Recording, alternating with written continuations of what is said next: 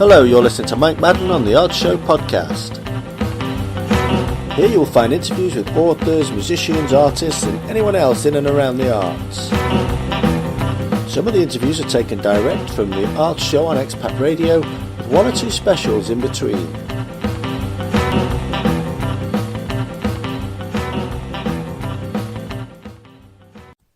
This episode features author Tony Berry, who talks about two of his main characters, Alex Keaton and Edmund Carson. He also talks about writing across a variety of genres. It was first broadcast on Expat Radio on the 8th of April 2019. Due to licensing restrictions, we were unable to play the songs from the original broadcast. Good evening, everybody. This is Mike Madden on the Art Show on Expat Radio. Dave sprung a bit of a surprise on me there, but never mind. My next guest is a very prolific author. Welcome to the show, Tony Berry. Hi, how are you? I'm good, thanks. How are you? I'm really good, thank you. Excellent. So, writing is not your main career. So, I guess you've just got home from work and you're now faced with the ordeal of myself and Dave on the radio. I have. I've just done 3 hours on the M40 to get home. Yes. Oh, nice. So let's start talking about your first whodunit novel, which is entitled Predator Island. Is that right? Yeah, so Predator Island comes out next month at the end of May. It's actually the third book I wrote, even though it's my 9th book that's going to be published. And it's the third book I wrote because of a character that gets created within this book that sort of escalated into my sort of horror trilogy. So I ended up writing his ending before I wrote his beginning. So it sort of went a bit backwards in how I was working, but so Predator Island, a whodunit. It's all about the death sentence coming back to the UK. It's about a vicar who lives on an island, and he decides that the prison that's going to hold the people for the death sentence is going to be on his island, and it takes it from there, basically. Now, I mentioned at the start of the show that you're a prolific author, and you've just mentioned yourself that you had this will be your 9th novel, but it didn't always go as well as that, because I saw that your first novel, it took 10 years to write the first 6 chapters.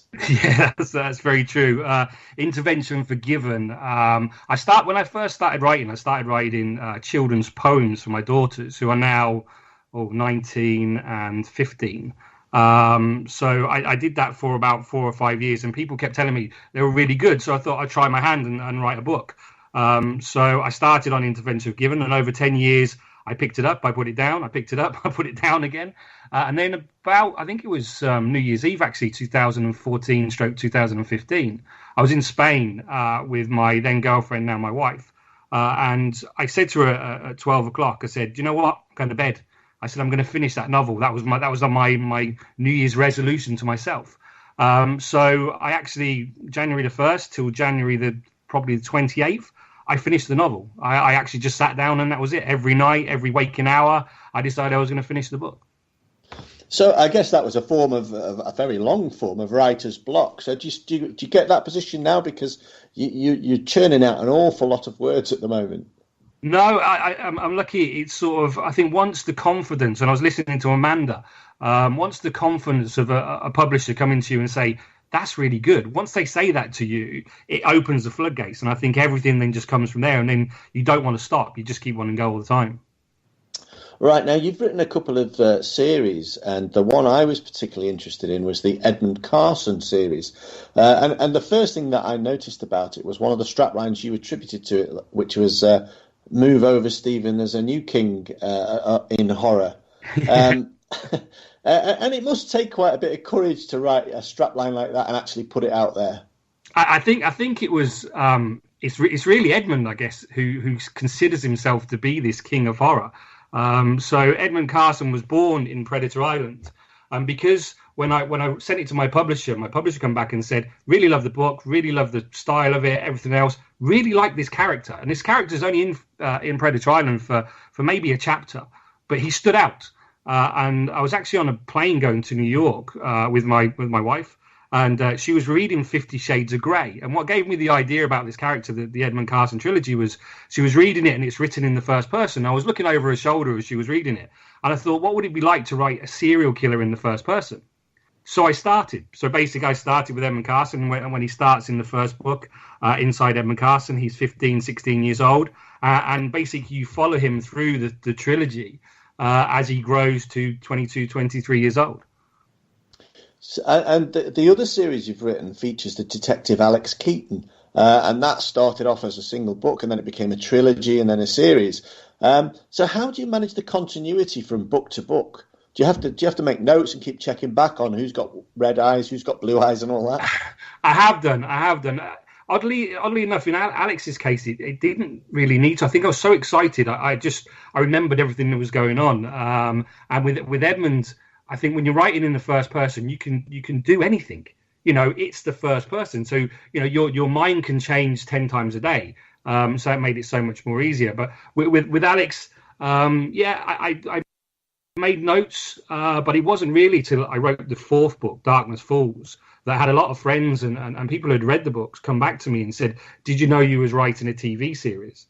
And I was like, "No, I didn't realize that." And it was like when I look back at it now, it's almost written case by case, and all of a sudden you realize you've got. I wrote it down once, and I worked out I got 20 episodes of a TV series written in these 4 books. But I hadn't actually done that on purpose. I guess that's where my ideas were coming from. Right, and with Edmund Carson, obviously you mentioned Stephen King in the strapline, but with Alex Keaton, what was the inspiration behind that one?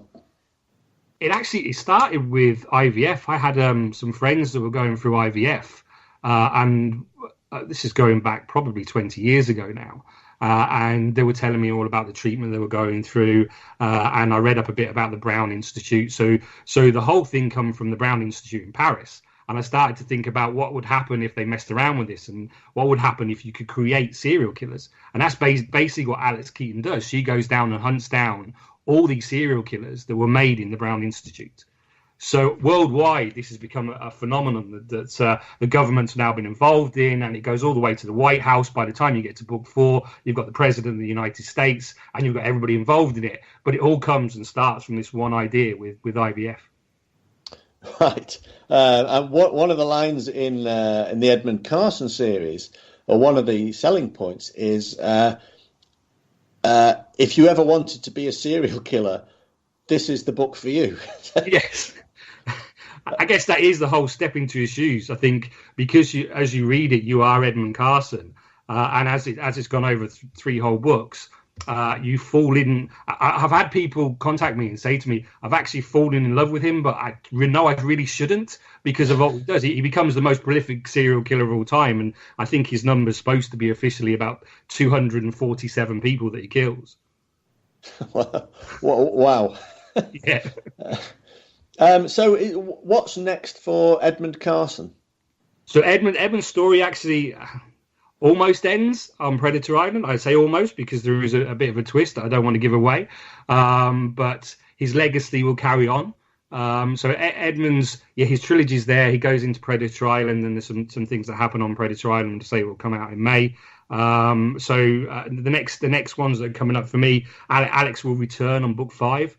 In a book called Justification, so that's coming next. So that and I've sort of diversified a bit into the world of goblins and wizards and magic, and into a book that I'm going to call The Keeper of the Keys. Right. It's a 9 realms novel, is what I'm calling it at the moment.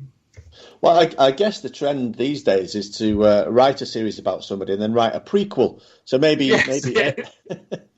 And on that note, we're going to go to a break now, and we're going to go to Boy and the Man, AJ McLean. Right, we're back live with Mike this evening.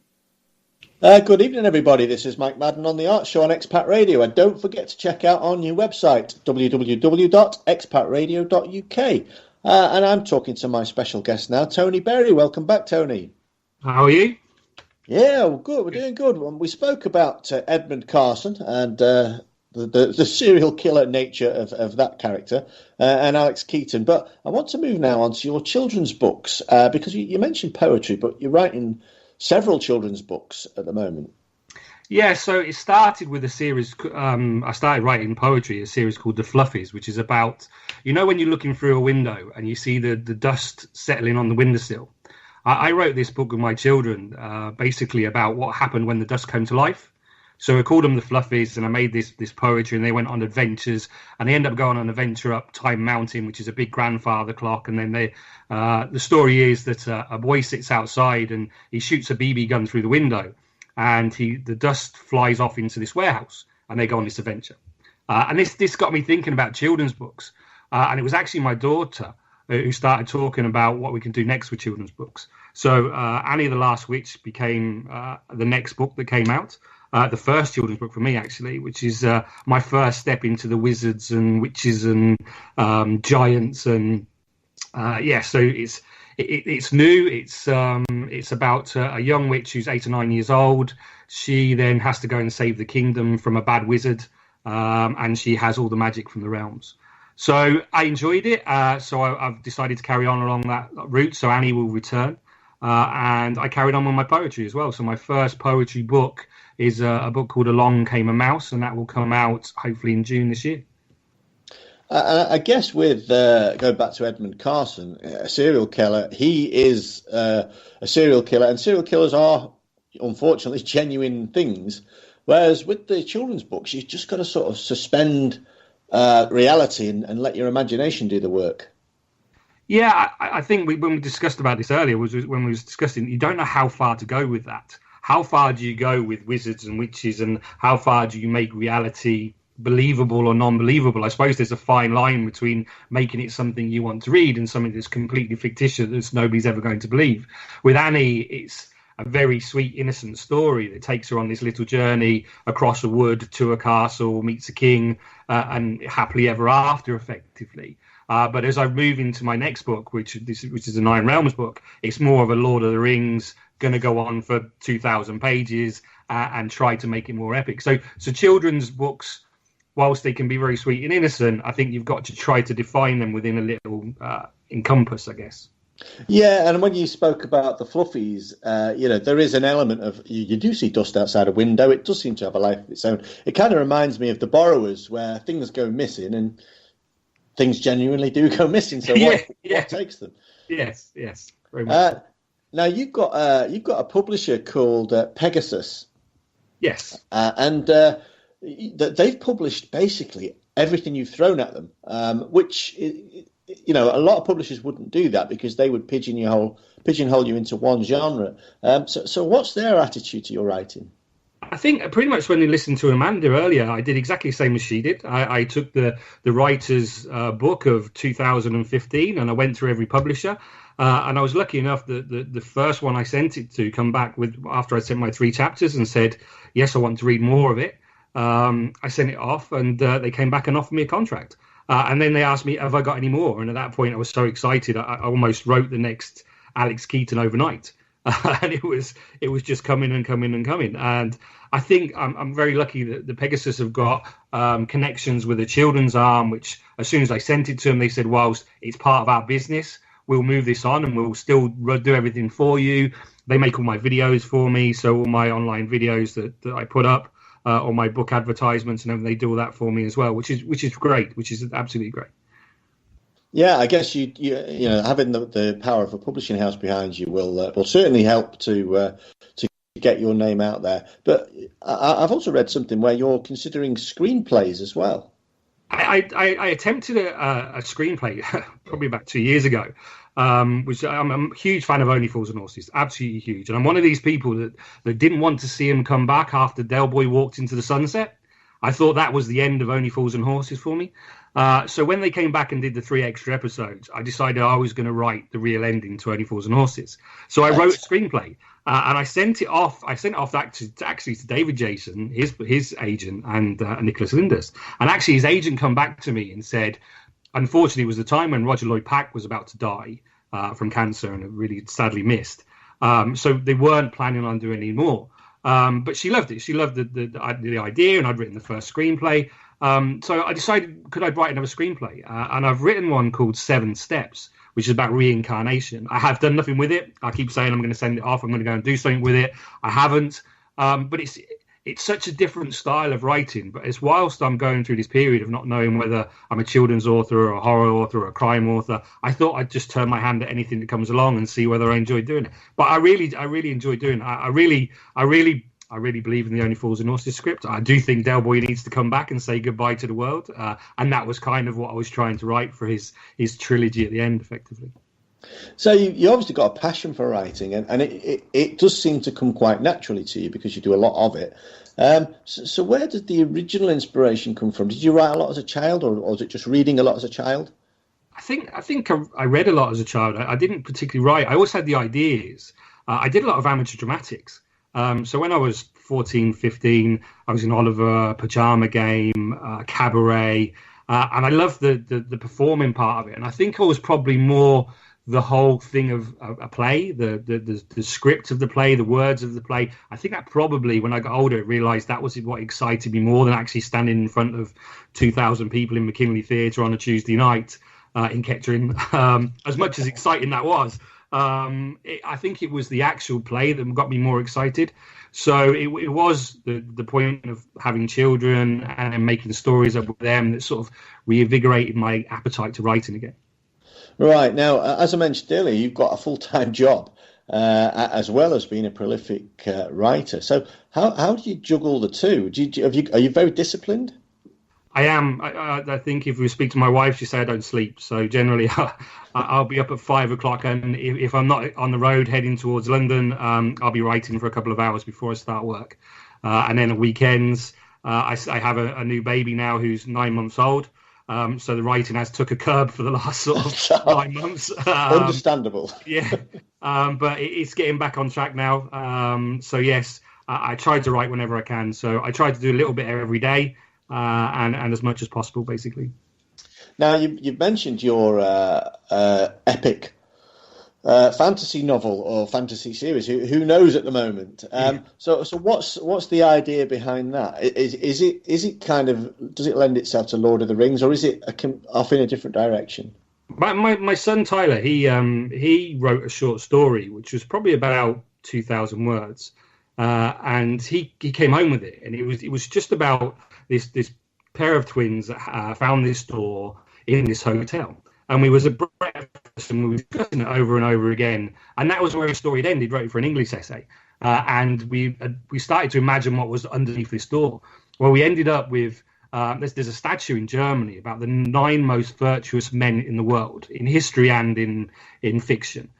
People like Julius Caesar, people like King Arthur, David from David and Goliath. So I'd seen this picture of these 9 people, and I'd come up with the idea that they were protecting 9 realms, and these 9 realms sat underneath the divine is where we live. So basically, what's underneath this door is these 9 realms, and these 9 realms, things like the land of the dead. There's a land of gods and angels. There's monsters, the underworld, Atlantis. It's a combination of everything you could think of, from Greek gods to Robin Hood, and these are basically where the real world started, and this is where all the stories come from. So basically, these two twins are going down there, and they realize that they are almost the chosen ones. They've got to go and rescue their father who's gone missing, and they've got to battle the great 9 realms effectively. It's a very difficult genre to get right, I think. So good luck with that one. And while we're talking about genres, I mean, we've talked about children's work, we've talked about screenplays, poetry, horror, detectives. Is there any genre that you wouldn't consider? I mean, have you ever done any non-fiction? I haven't done any non-fiction, but I have written a lot, working in supply chain for the last 25 years. I've done a lot of presentations. I've written a lot of papers on supply chain. They're not generally as interesting, because I'm sure that, moving trucks and warehouses is not an exciting subject for some. It might be for some people. So I haven't done that. And I think if I was to steer clear of something a bit, I suppose, where Amanda was talking about earlier, things like envy, guilt, obsession, the whole love interest thing. I've tried to write that a little bit, where Alex maybe tried to fall in love. Edmund kind of has a girlfriend. I don't think I'm very good at that. I don't think I can get the whole love interest bit going. Very, very open and honest of you to admit that. Well, we're running short of time now, so in the minute or so we've got left, just tell the listeners where they can find out a little bit more about you and your books. So I do have a website. I'll be guilty enough to say that I don't keep it updated often enough, but I am on Twitter under Tony Berry. I am under Instagram under Tony Berry and Facebook under Tony Berry, and I'm regularly updating all those things on a daily basis with what's coming up, what's happened in the past, and what new ideas we're going to have for the future. And of course, all your books are available on Amazon as well. They are, yes, they are. Yeah. Excellent. Well, it's been wonderful having you on, and obviously with your output, we can probably get you back on in about a fortnight. Yeah. Look forward to it. It's been brilliant, and if Edmund Carson ever tried to attack me, I would tell him to go gentle. So we're going to play out with Robbie Williams and Go Gentle. You've been listening to the Arts Show podcast with Mike Madden. Come back soon for more artists, authors, musicians and anyone else connected with the arts. We're going to play out with Mike Sanchez and I Don't Stand a Chance. And baby, you hiding something that you don't want me to know. Because I'm getting a vibe from way down the side, like you're just about ready to go. And you can't tell me where you stayed last night. You just can't cope with treating me right. I'm on the road to heartbreak. Now's the time to tell me so.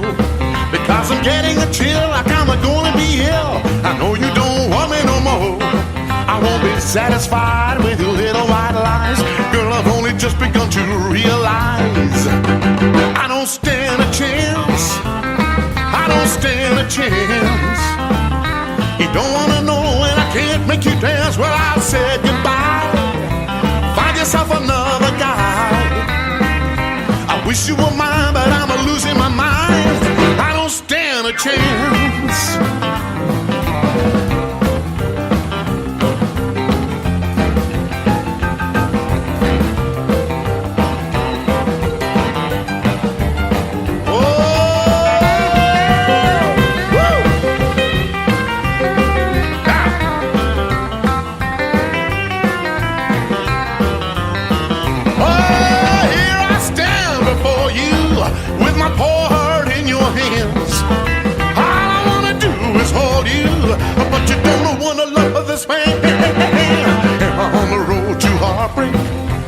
Now's the time to tell me so. Because I'm getting a chill, like I'm gonna be here. I know you don't want me no more. I won't be satisfied with your little white lies. Girl, I've only just begun to realize I don't stand a chance. No, I don't stand a chance. You don't wanna know when I can't make you dance. Well, I'll say goodbye. Find yourself another guy. I wish you were mine, but I'm losing my mind. I don't stand a chance.